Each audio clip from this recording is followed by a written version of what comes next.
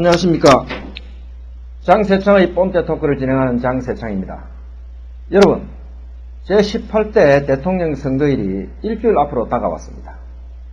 그런데 제가 지금까지의 과정을 보면서 가장 아쉽게 느끼고 있는 것은 네거티브 수준이 아닌 네거티브를 뛰어넘는 진정한 제대로 된 후보 검증이 아직까지도 이루어지지 않고 있다는 겁니다.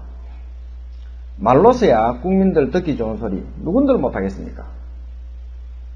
유권자 좋아할 만한 정책들 개발해서 달달 내용 외우고 또 나름 논리 만들어서 토론할 수도 있습니다.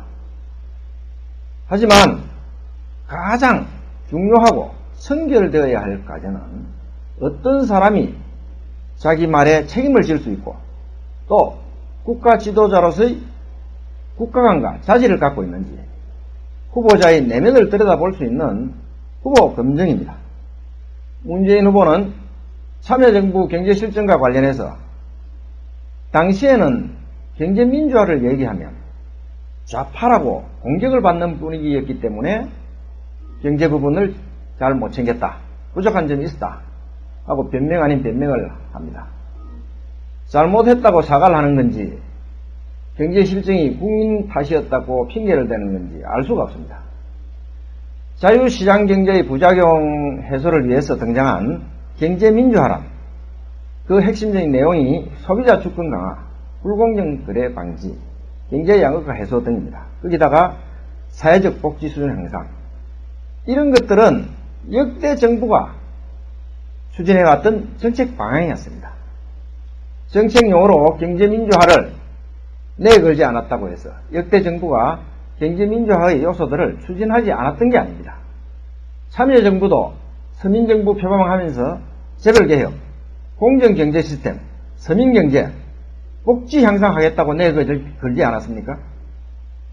우리 국민들이 그걸 보고 좌파 경제라고 못하게 했습니까? 오히려 그 공약 믿고 참여정부 출범시키지 않았습니까?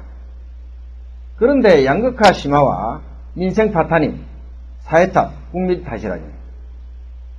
국정 운영을 책임지고 있는 대통령의 임무가, 국가의 임무가 무엇입니까? 북한 주민인권 얘기하면 가장 중요한 것이 굶주림 해소하고 먹고 살도록 하는 문제라고, 그만큼 삶을 중시하는 분이 우리 서민들의 삶을 파탄에 이르게 한 것을 두고 당시의 시대적 상황 때문이었다고 얘기를 하면 그게 말이 됩니까? 적당히 변명하고 남의 탓으로 돌리고 또 분명한 잘못도 잘 인정하지 않으려고 하는 그러한 태도, 그러한 행태, 우리 국민들이 지긋하게 싫어하는 바로 구태정치의 표본이 아닌가요? 혹시 대통령이 되셔서 새정치 못하고 국민 통합 못했다고 비판받게 되면 그때는 시대 흐름이 경제민주화였기 때문에 그런 건 못 챙겼다, 한계를 일으켰다 인정한다고 하시겠습니까? 게다가 스스로 가장 친노인사라고 하시면서 그래서 대통령 후보까지 되신 분이 참여정부 대통령 비서실장을 받은 것이 일생 가장 후회스러운 일이었다고 한다면 국민들은 그 말을 어떻게 받아들이겠습니까? 어떻게 받아들여야 합니까? 참여정부를 부정하시는 건지 임명권자의 노무현 전 대통령을 욕보이시는 건지 잘 이해가 가지 않습니다. 아무튼 혹시 여러분들이 어떤 조직의 아주 책임 있는 핵심적인 자리에서 일을 하다가 그 조직의 활동이 외부에서 비판을 받게 되면 나는 그 자리 받은 게 가장 후회스럽다 이렇게 말씀하시겠습니까? 여러분 주변에 그런 친구들을 보면 그 사람을 여러분은 어떤 사람이라고 생각하시겠습니까? 제가 이 문제를 다시 한번 제기하는 것은 그 발언의 진위를 아는 것이 후보의 내면을 판단하는데 매우 중요한 의미를 갖는다고 그렇게 생각하기 때문입니다. 내가 하면 검증이고 남이 하면 네거티브라고 역공해서 정당하고 필요한 검증을 피해 나가려고 하는 사람들, 국민들이 나서서라도 검증해야 됩니다. 국민들의 힘을 보여줘야 합니다. 뽐때 있는 남자 장세창의 뽐때 토크는 계속됩니다. 감사합니다.